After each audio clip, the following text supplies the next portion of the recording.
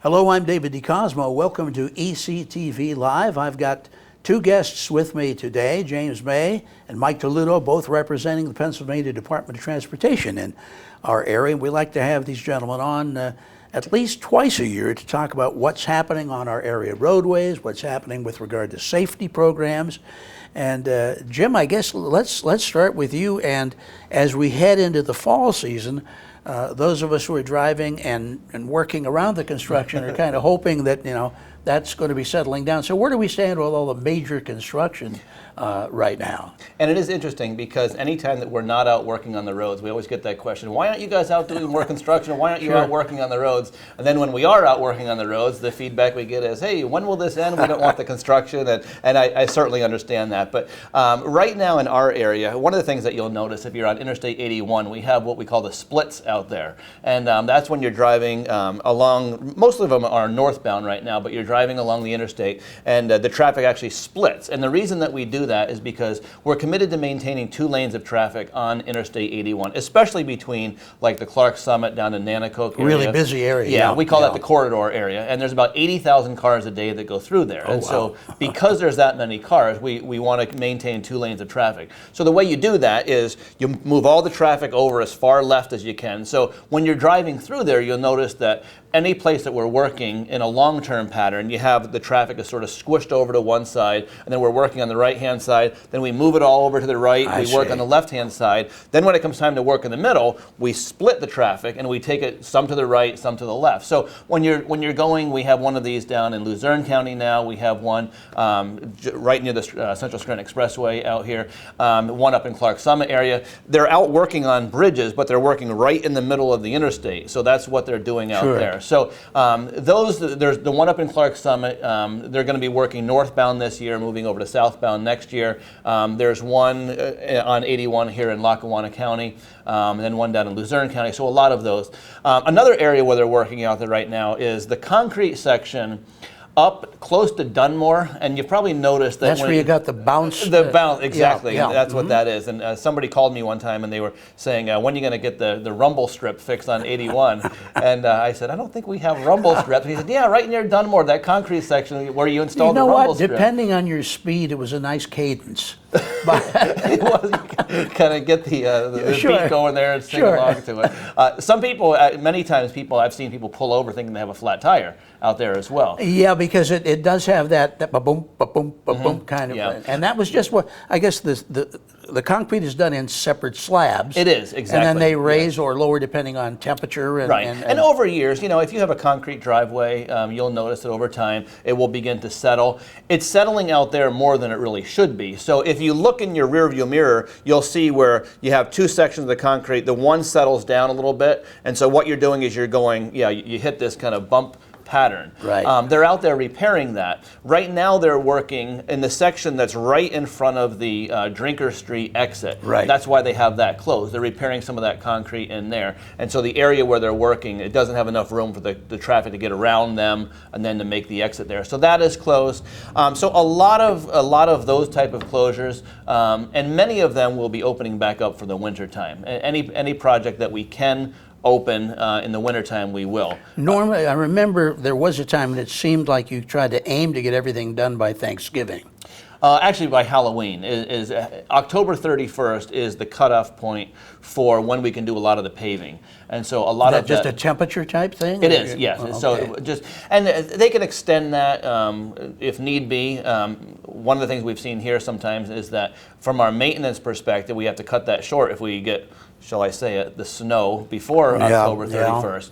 But between essentially Labor Day and Halloween is when we begin to make the transition from our summer maintenance, as far as the PennDOT crews, from summer maintenance into our winter maintenance. And then come Halloween, roughly, is when we really watch and make the transition then into more of our winter operations. But we, just like everybody else, we watch the weather forecast. A lot of people think that we have some sort of special secret way that we know exactly when the first snowstorm's coming in.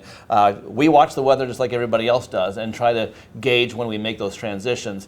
We will always err on the side of going too early rather than too late, because if you suddenly have one of these snowstorms that comes in unexpectedly, you don't want to be caught out there. Yeah, and that's always a risk, from the media point of view. you. I know that there's often criticism that, well, you said we were getting 2 inches, and we didn't get 2 inches. We maybe didn't get anything, but if the statistics, if the science tells you it's probable that you're going to get it, you've got to prepare for it, just in case. You know, I had one of the a prominent news station in our area wrote to me one time and was sort of hammering us because our crews went out and they did some line painting early in the morning, and then it rained in the morning, and they said, why would you ever go out and do line painting when it would end up raining later in the day? And I took a screenshot of the weather forecast that they sent out. And I said, this is why we did that, because you guys forecasted that there was no rain until late tonight, and we went on that exact forecast, and I sent them that screenshot, and I said, here's why we did it. And because, so we can only work with the information we have. And, you know, it's tough for the managers because they want to keep the crews working, and they want to make sure they're doing, you don't want to go out and start a job and have to pull it back. And it seems like in the last few years, there have been a lot of forecasts where we have like one of these chance of rain, perhaps, you know, scattered showers throughout the day, and that makes it tough for planning purposes. Yeah, one of the problems is that all of our stations, certainly television, but radio as well, they're trying to cover 22 counties of northeastern Pennsylvania, where you've got mountains and valleys, and things can change from one block to another. Speaking of things changing, and switch over to Mike for just a second here. Mike, since we talked last, of course, it's back to school time. And that's always been a concern for people. I've seen special reports, they're national reports, not local, about people who are just not following the school bus regulations. Well, there's a lot of things going on too. There's a lot more people. Number one, there's a lot more people out there. So we have the school buses, and you have to stop when you see the sign, stop, and you don't want, because you could get fined, and then points on your license. It's all about safety. And even if they don't pull out, I stopped the other day even when they didn't put the sign out, because they were on the other side of the road. But I stopped anyway. Another rather safe than sorry type situation. Right. Jim just talked about. We see people that they haven't stopped. So they do. Some police do go out and patrol the area. Yeah. A matter of fact, I think it's strange. In my lifetime, the only time that I ever rode a school bus was when I was doing a story on it. Oh, really? About the state police actually being on board the school bus to watch out for people who were not obeying the rules, and then they would call ahead to waiting cars to Oh, absolutely. That's a great. They have done that in the past. Yeah. And I think they still do it, actually. Yeah. Now, when you guys are doing the construction projects, every now and then I will see a state police car actually stationed before the work area. Not always, though. Is there some kind of prerequisite for that as to when you have a police warning of the traffic of the construction ahead? I don't know if it's like an actual mathematical formula that they use, but essentially what they're looking is how much traffic are we anticipating coming through there, and is it in an area where the speeds are going to be really high. And then the other thing they try to do is, and you referenced before the fact that we have so many mountains and hills and valleys and turns in northeastern Pennsylvania. A lot of times people ask me, why do we set up the pattern 2 miles before we get to the actual construction area? And they do that because they have to find an area where, as cars come around the corner, they don't come flying around a corner and suddenly come to stop traffic. So we will use the police vehicles many times to go back and to sort of warn the cars as they're coming around a corner to slow down. Instinctively, every one of us, when we see the flashing lights, we tend to slow down and know something's ahead. Yeah. And so we use the Pennsylvania State Police for that.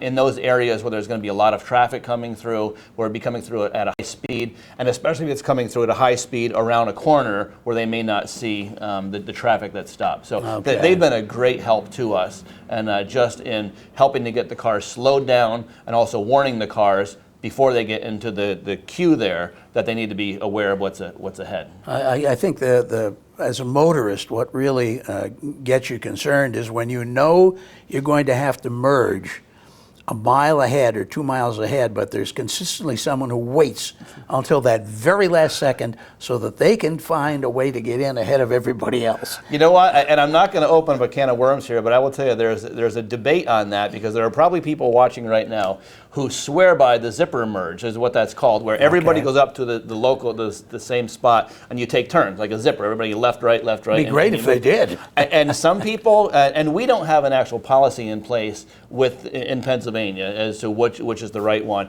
There will be certain times where they will say traffic stay in your lane until you get up to the merge point. But you're right. You get a lot of people who want to jump in front of everybody, then cut in, then you have that one lone trucker who doesn't let it happen, so he moves over. And so, but there is a debate going as to what is the proper method. There's nothing on the books per se that says which one is right.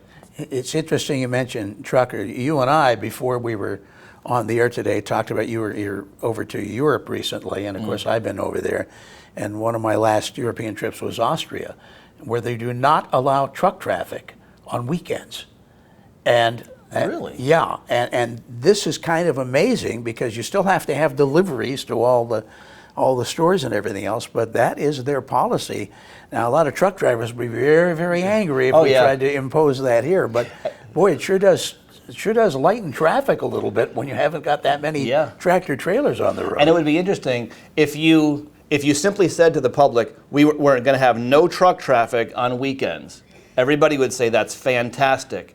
And if you would follow it up, which means you won't get your deliveries on the weekend that you ordered online, then they would scream and say, no way. And so, we all hate the trucks that are out there, but we all want our deliveries that we order online, and we want them immediately. And in all fairness, the truckers are some of the best drivers out there. They are. You're going to get some occasionally that, because of their size, and they can be intimidating, and every now and then you get one who will be intimidating, but by and large, they're the best drivers out there. They are professional drivers. They're the professional drivers, they are. As construction season ends, we see that light at the end of that tunnel. Then we also face, as you mentioned, the winter season coming along. First of all, what was last winter like in terms of costs and material, and what are you looking forward to in terms of the needs and getting ready for this coming season? Last year fell into and I'd have to look at it was slightly above or slightly below, but last year fell into pretty much an average winter for us. There was nothing that really jumped out as being unusual. Moving forward, one of the big changes this year is that the price of salt has gone up astronomically.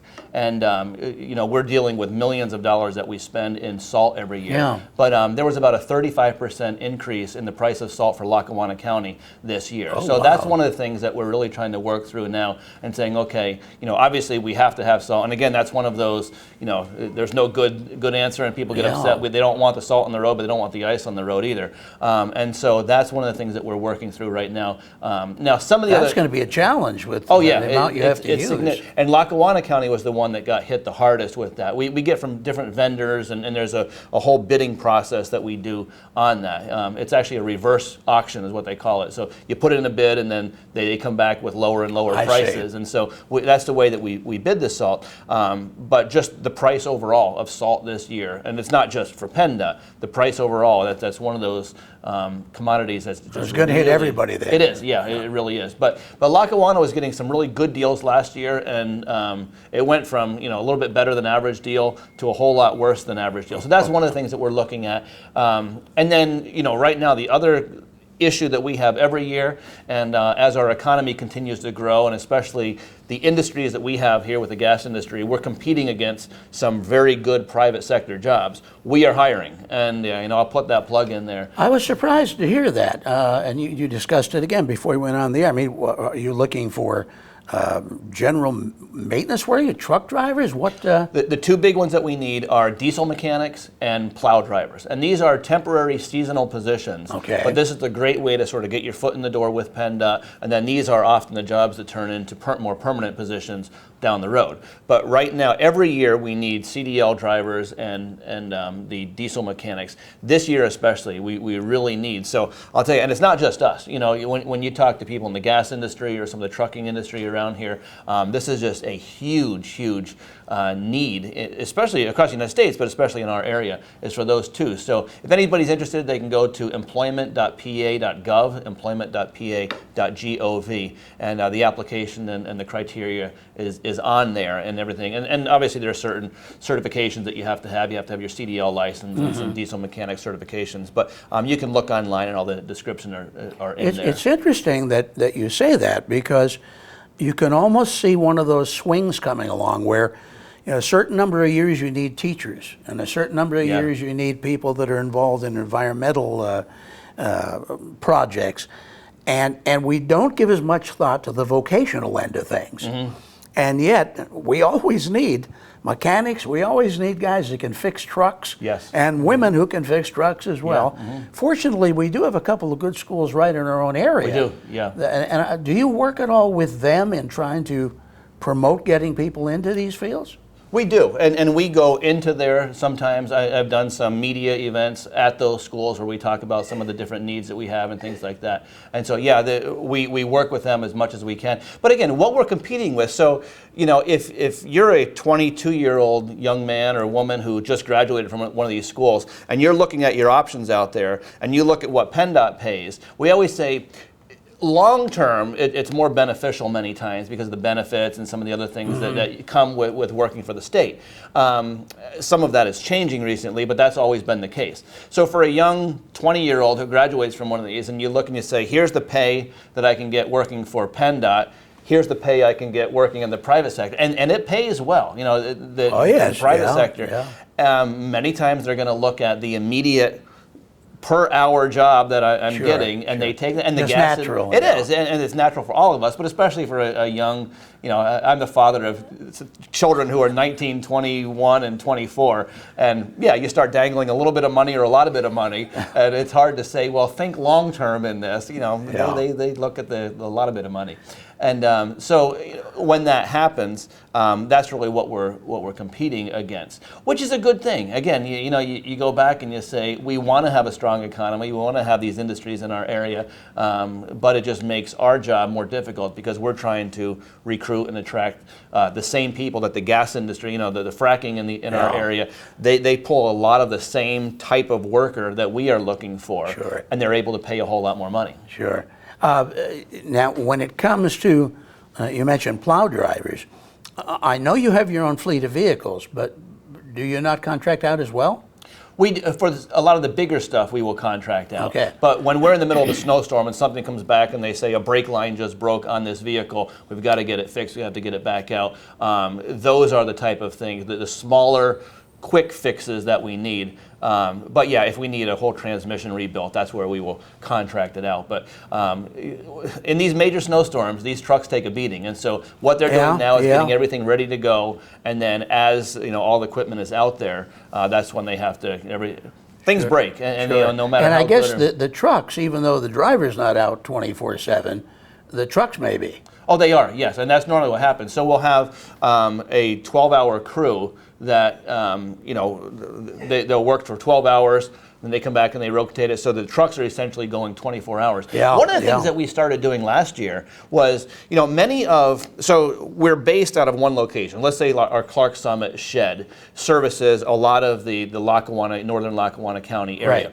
In the major snowstorms, what we were doing in the past is when we would do the shift change, the driver who might be, you know, if you're based out of Clark Summit, you might be, you know, Carbondale or somewhere not real close. They would drive back to the shed, make the transition, then they would drive back out. What we started doing last year was having the driver drive out to where the truck driver was. Oh, and meet him meet him out there. Because it doesn't sound like a lot, but when snow's coming down at 2 inches per hour, if you take that, you know, 40-minute drive back and 40-minute back out, you've lost almost an hour and a half, and the snow's coming down during that time. So yeah, that's one of the things, as we're always, you know, best practice, looking at what changes we can make. That's one of the changes that we made in the last few years, especially in those big storms, is to not have the driver come all the way back to the shed to meet the new driver, have the new driver meet them out there. And it doesn't sound like it's that big of a deal, but when you're dealing with trucks all over the place, it really is a good time saver, and it can keep those trucks moving throughout the snowstorms. Now, both of you work with local media all the time. Mike, do you actually put out, for instance, let's say that you leave here, You get back to your office, pardon me, and there's a multiple vehicle crash on 81 northbound in Waverly area, something like that.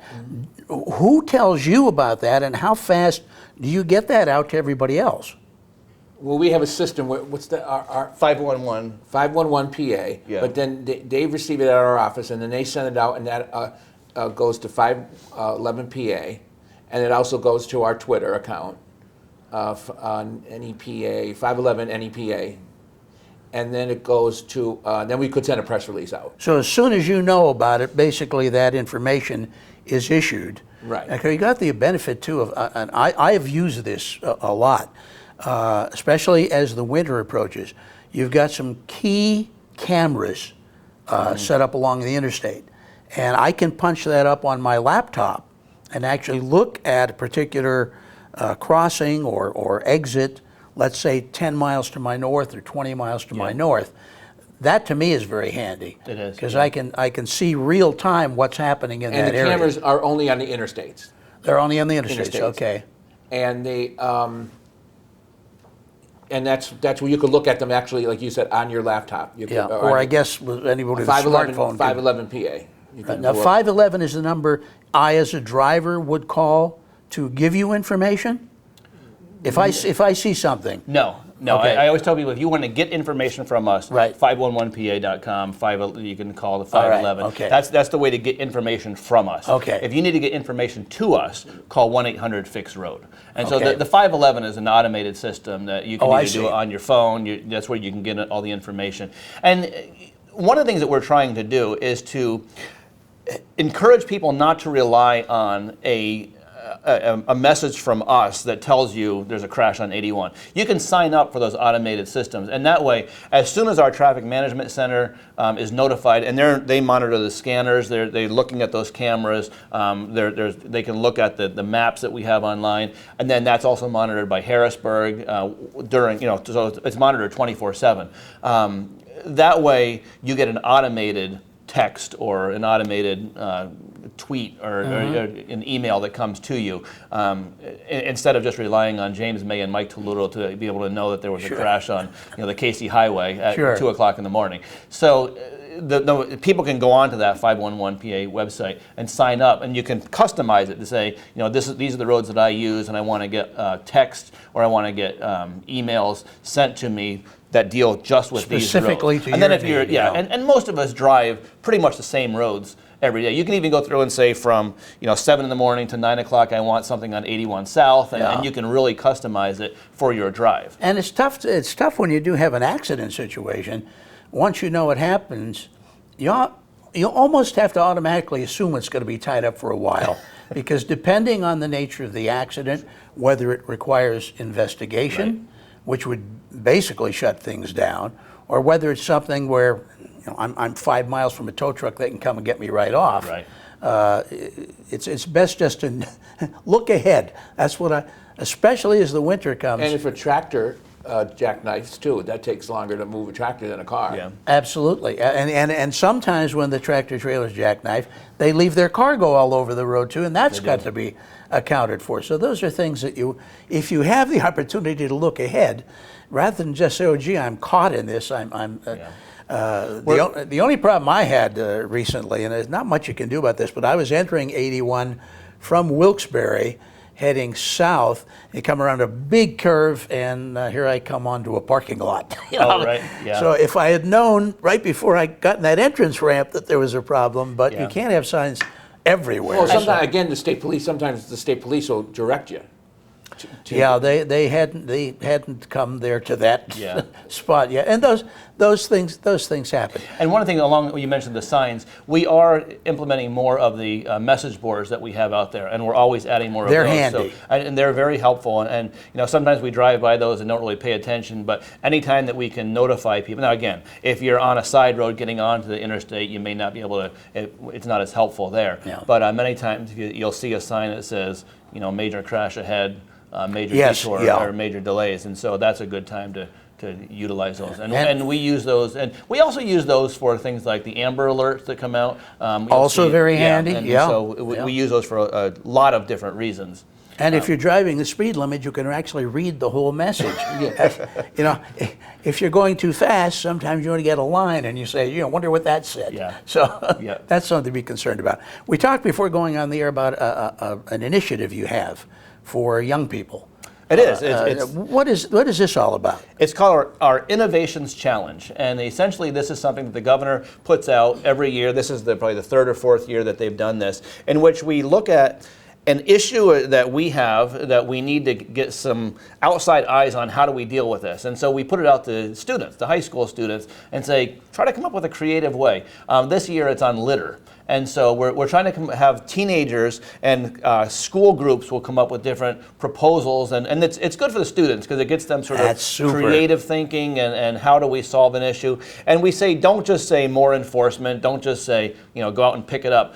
Can you think of some way, maybe using technology? Can you think of some way, maybe out of the box? And so this is a great way to get the students thinking and to spur some kind of creative thinking for the school groups. But then many times, you know, they may have ideas that we just didn't think of. And so this year's challenge is it's the Innovations Challenge, and it's how do we combat roadway litter. The deadline on this is, I think they have End of December. End of December. And so if there are school groups out there that want to participate in this, there's actually a cash prize. The school, they're splitting like $3,000. So it's not a lot of money, but it's something if there are school groups, maybe different clubs or different organizations that want to try to come up with a proposal. And it's a good experience because they can take their proposal then and they present it. There's a board that we have at PennDOT, then it goes to Harrisburg. They picked, in our district, we'll pick 5 of the finalists from our 6 counties. They'll come and present to us, and then we pick one winner, and then they go down and present. They're going to actually on Earth Day present in front of the secretary. Oh, that's great. How do you? Where is there a site or something that they can? There is. They can go to PennDOT.gov/innovation, or if they want information, just email me. My direct email is jamay@pa.gov.gov. So jamay@pa.gov, and I can send you the link. And I would like to see more. We want to see more schools involved this year. In the past, our past couple of years, we got some schools involved, but a lot of teachers have a lot on their plate. Understandable. Yeah. But we want to have more teachers involved. So contact James or myself, and we can get them the information. And I think it's a great idea. It's a good opportunity for students to come and present. It gives them the confidence to come present, and then if they get picked, they could go in front of the secretary, and they have a chance to get some scholarship money. And go back to our talk about Europe. You don't see any litter along the highways there for the most part. A lot of the places, yeah. So yeah, maybe we just need some European thoughts. I don't know. That's but a good idea. Hey, some great information here. I thank both of you for taking the time to come and talk with us. And we'll have you back, obviously. We'd like to have you on at least twice a year to update what's going on, what the plans are, what the hopes are. Well, they say there are 2 seasons in Pennsylvania, winter and construction. So if you have us on twice a year, we can do one for winter and one for construction. Absolutely. And then next year is a lot of big projects starting next year and the year after, so we'll be able to tell you about that Okay, stuff. Mike Toledo and James May from PennDOT, thank you so much. Pleasure. I'm David DeCosmo for ECTV Live. Till we see you again next time, here's hoping all your news is good.